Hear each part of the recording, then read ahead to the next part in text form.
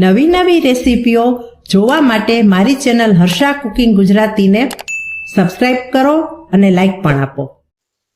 વધારાના કોઈ પણ મસાલાના ઉપયોગ કર્યા સિવાય માત્ર સાદા મસાલાથી બનતું આ શાક એટલું બધું ટેસ્ટી બને છે કે એકવાર તમે બનાવશો ને તો તમને પણ નવાઈ લાગશે કે સાદા મસાલાથી આટલું ટેસ્ટી શાક બને છે. તો ચાલો બનાવવાનું શરૂ કરીએ આજની રેસીપી ગલકાનું શાક. ગલકાનું શાક બનાવવા માટે અહીં મેં ગલકા લીધા છે અને ગલકાને સારી રીતે ધોઈ લીધા છે.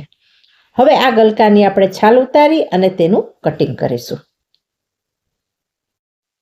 છાલ ઉતારી લીધા પછી હવે આપણે ગલકાને સમારી લઈશું. હું અહીં લાંબી ચીરીમાં ગલકાને સમારીશ. લાંબી ચીરીમાં ગલકાને સમારવાથી શું થશે કે ગલકાનું શાક દેખાવમાં પણ સરસ લાગશે અને જલ્દી કૂક પણ થઈ જશે. તમને પસંદ હોય તો આ રીતે ગોળ આકારમાં પણ કાપી શકો છો. શાક બનાવવા માટે મેં 5 કળી લસણ લીધી છે અને લસણને આપણે ખાંડી લઈએ. અહીં લસણની હું ચટણી બનાવવાની નથી, માત્ર લસણને આપણે અધકચરું વાટી લેવાનું છે. આ શાક લસણની ફ્લેવરવાળું ખૂબ સરસ લાગે છે. શાકનો વઘાર કરવા માટે અહીં મેં કડાઈમાં 1.5 ચમચો તેલ મૂકેલું છે. તેલને આપણે ગરમ થવા દઈએ.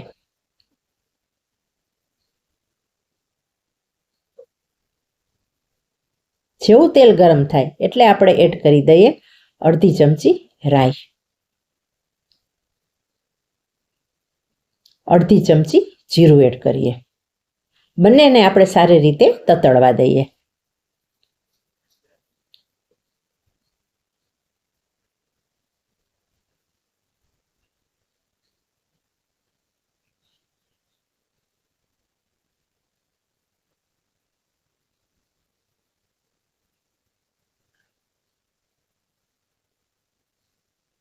રાઈ અને જીરું ફૂટી જાય એટલે આપણે અડધી ચમચી હિંગ એડ કરીએ.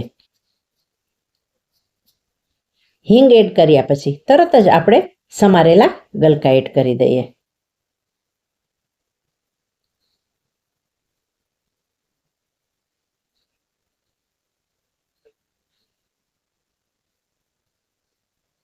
ગલકાના આ શાકનો વિડીયો જો તમને જરા પણ ઉપયોગી લાગે ને તો તમારા સર્કલમાં આ વિડીયોને વધુને વધુ શેર કરજો, કોમેન્ટ કરજો અને લાઈક પણ આપજો.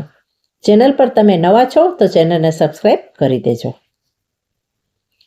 હવે આપણે ગલકાને વઘાર સાથે સરસ રીતે મિક્સ કરી લઈએ.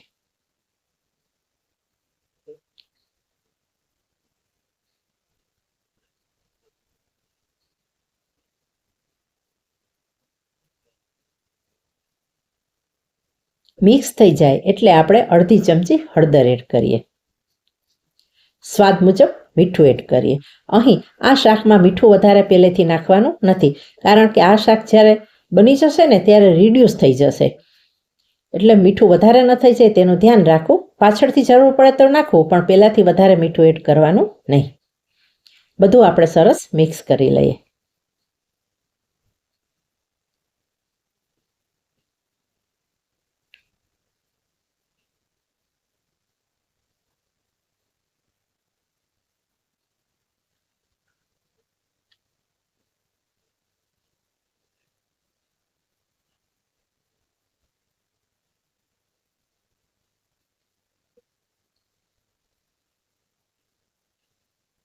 હળદર અને મીઠું મિક્સ કરી લીધા પછી આપણે તેને ઢાંકી દઈશું અને ઢાંક્યા પછી આપણે પ્લેટમાં થોડું પાણી ઉમેરીશું.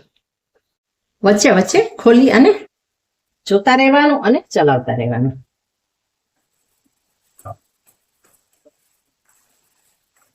જો 50% જેટલા આપણા ગલકા સોફ્ટ થઈ ગયા છે. હવે આ તબક્કે આપણે એડ કરી દઈશું લસણ.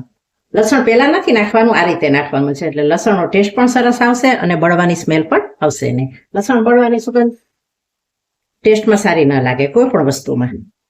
અને હવે આપણે તેની અંદર એકદમ બેઝિક મસાલા ઉમેરી દઈએ. કાશ્મીરી લાલ મરચાની ભૂકી 3 ટીસ્પૂન નાખું છું. ધાણા જીરુંથી બહુ ટેસ્ટ સરસ આવે છે, એટલે 3 ટીસ્પૂન આપણે ધાણા જીરું એડ કરી દેવાનું. આમાં ગરમ મસાલો કે બીજા કોઈ મસાલા નાખવાની જરૂર નથી. ફરીથી આપણે મિક્સ કરી લઈએ.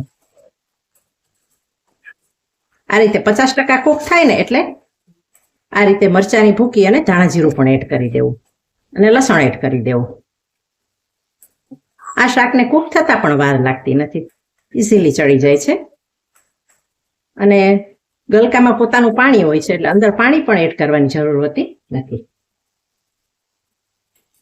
ફરીથી આપણે ઢાંકી દઈએ અને મસાલા અને ગલકાને સરસ રીતે મિક્સ થવા દઈએ અને કૂક થવા દઈએ.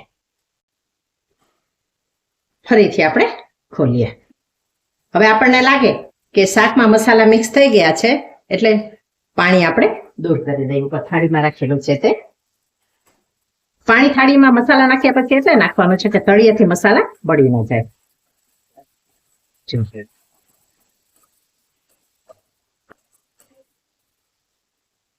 ફરીથી આપણે ઢાંકી દઈએ અને શાકને કૂક થવા દઈએ.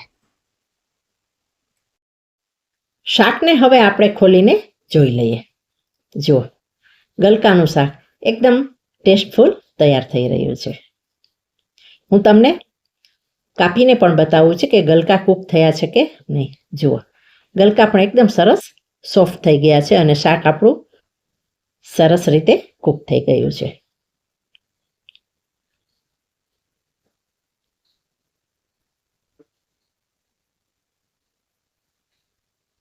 હવે એડ કરી દઈએ કોથમરી.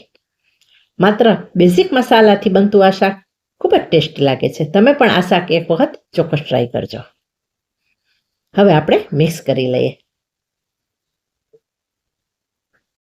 ડિનરમાં રોટલા કે રોટલી સાથે ખાવાની મજા પડી જાય તેવું ગરમ ગરમ ગલકાનું શાક આપણે સર્વ કરી દઈએ. હવે મળીશું બીજી જ નવી રેસીપી સાથે.